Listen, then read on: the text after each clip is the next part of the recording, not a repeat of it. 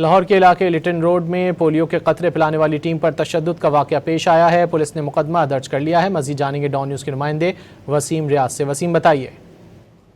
دیکھیں یہ واقعہ لٹن روڈ کے علاقہ میں پیش آیا جہاں بچوں کو پولیو کے قطرے پلانے والی ٹیم جو ہے وہ پہنچی اور ایف آئی آر درج کی گئی۔ اس میں بتایا گیا کہ عامر نامی شخص جس کے گھر دستک دی گئی اور بچوں کو پولیو کے قطرے پلانے کا جو ہے وہ کہا گیا، جس پر عامر نے قطرے پلانے سے انکار کیا اور پھر بات بڑھی تو اس نے اپنے مزید ساتھیوں کو وہاں بلایا جو مسلح ڈنڈے اور سوٹے لے کر وہاں پہنچ گئے۔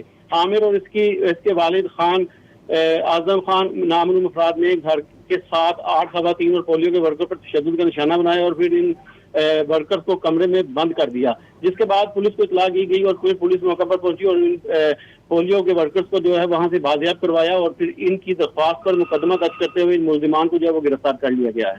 جی بہت شکریہ وسیم ریاض ان تفصیلات کے لیے۔